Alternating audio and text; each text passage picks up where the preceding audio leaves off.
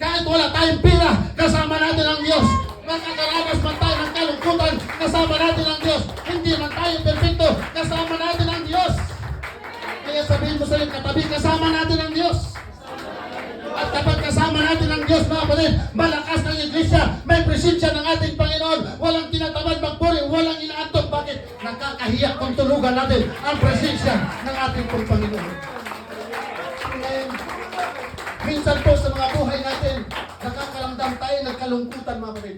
Nakakaramdam tayo ng panghihina. Minsan nakakaramdam tayo na tila baga, nag-iisa na lang tayo sa mundong ito. Mayroon naman tayong mga kasamang tao, pero nakakaranas tayo na tila baga wala tayong kakampi. Nagpipray tayo sa ating Panginoon, pero tila baga walang pagtugon ng ating dakilang Diyos. Amen?